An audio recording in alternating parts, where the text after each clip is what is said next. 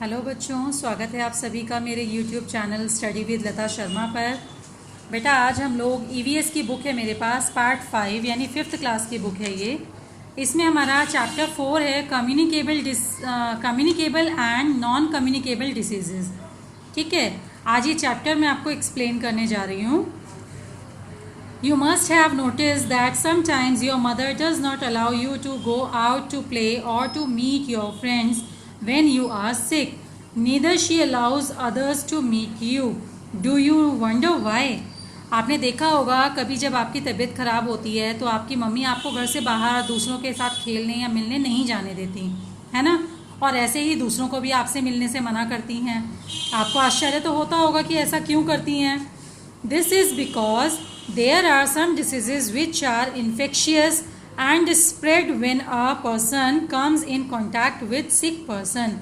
बच्चों आज आप लोग जान लीजिए, ऐसा इसलिए होता है कि कुछ बीमारियां ऐसी होती हैं जो एक दूसरे के संपर्क में आने से यानी किसी इन्फेक्टेड पर्सन के संपर्क में आने से आपको भी हो सकती है। ओके, या अगर आप इन्फेक्टेड हो और आप किसी हेल्दी पर्सन के टच में आते हो तो आपके द्वारा ये बीमारी दूसरे लोगों को भी हो सकती है। Disease is caused by microorganism when an infected person comes in contact with another person is called communicable diseases. ऐसी बीमारियां जो माइक्रो ऑर्गेनिज्म के द्वारा एक इन्फेक्टेड पर्सन से एक स्वस्थ पर्सन पे ट्रांसफ़र हो जाती हैं उन्हें कम्युनिकेबल डिसीजेस कहते हैं।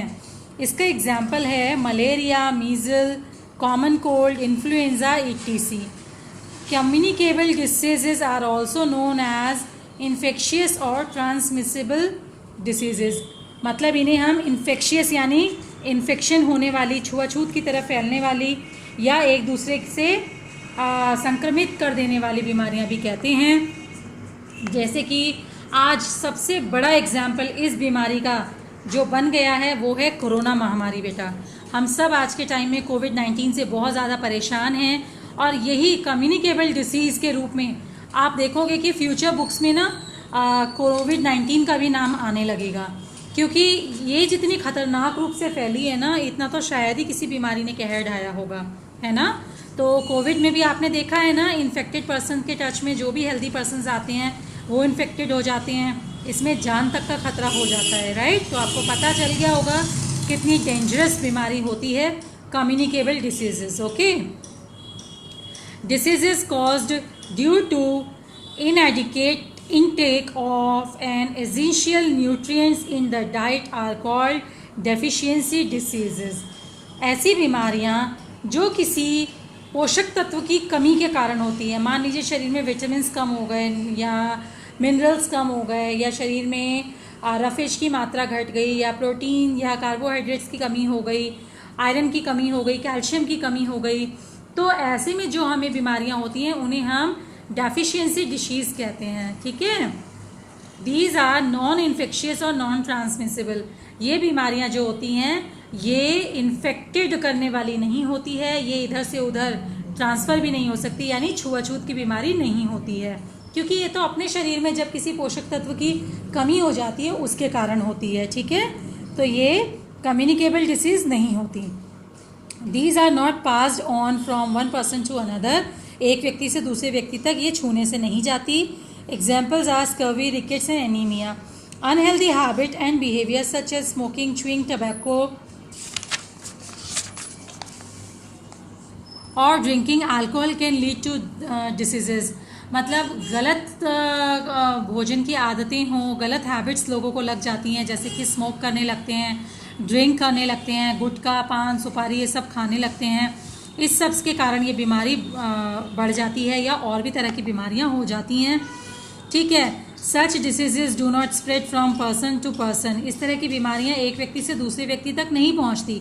देखिए हमारे शरीर में न्यूट्रिएंट्स की कमी हो जाएगी तो वो हमारे लिए तो नुकसानदायक है ना, तो वो सिर्फ हमें ही प्रभावित करेगी, हमारे द्वारा संपर्क में आए हुए लोगों को नहीं।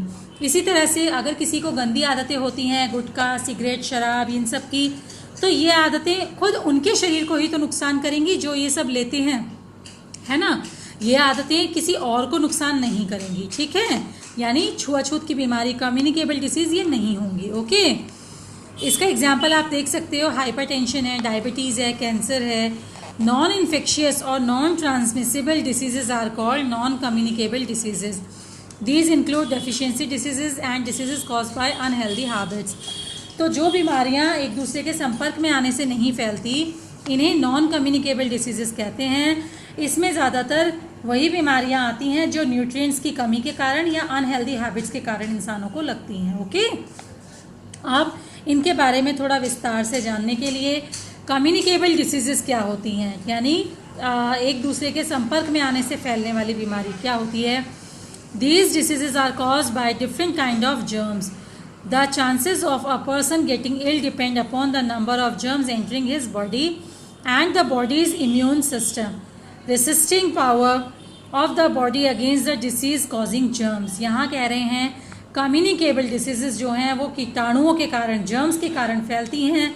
यह इस बात पर निर्भर करता है कि कितनी मात्रा में किसी व्यक्ति के अंदर जर्म्स का प्रवेश हुआ है और उस व्यक्ति के शरीर में इम्यूनिटी सिस्टम कितना स्ट्रॉन्ग है, उसकी रोगों से लड़ने की क्षमता कितनी स्ट्रॉन्ग है, तो पता चल पाता है कि यह इन्फेक्ट किस हद तक होगा। Okay, the mayor entry of germs into the body does not cause diseases. Germs need appropriate conditions such as warmth, moisture and body's low resisting power to multiply rapidly. देखिए, अगर थोड़े बहुत छूत या थोड़ा बहुत मतलब गंदगी या जर्म्स या बाहर का आप गंदा खाना, गंदा पानी पीने से मतलब थोड़ा बहुत कुछ होता है तो इतनी प्रॉब्लम नहीं होती।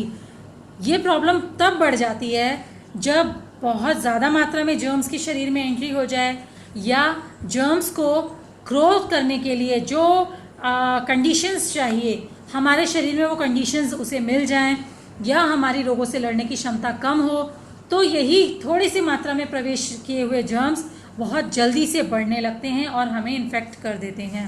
ठीक है, diseases like influenza, diphtheria, cholera, typhoid, malaria etc are communicable diseases. ये सभी एक दूसरे से फैलने वाली बीमारियां हैं। The germs of these diseases are transferred from a sick person to a healthy person by air, water and food, through an insect like houseflies and mosquitoes or by physical contact of an infected person. ये जो communicable disease हैं, ये ज़रूरी नहीं कि इंसान का इंसान से संपर्क हो, नहीं, ये मक्खियों द्वारा, मच्छरों द्वारा, कीड़े मकोड़ों द्वारा एक स्थान से दूसरे स्थान तक जर्म्स को कैरी कर लेती हैं और इन्फेक्ट कर देती हैं एरिया को। और उस एरिया के संपर्क में जो भी इंसान आए या उस आइटम के संपर्क में, मान लीजिए मक्खी इधर किसी गंदगी में बैठी और साफ़ खाने में जाके बैठ गई, अब उस खाने को किसी स्वस्थ इंसान ने खाया तो जाहिर सी बात है ना कि जर्म्स का प्रवेश हो जाएगा स्वस्थ इंसान के अंदर। इस तरीके से बीमारी फैलती है। ओके, तो बच्चों आज के लिए मैं इतना ही एक्सप्लेन कर रही हूँ आपको, क्योंकि चैप्टर बहुत लेंदी है और बहुत इंपॉर्टेंट भी है, तो मैं चाहती हूँ थोड़ा थोड़ा करके आप इसे अच्छे से समझें। ओके।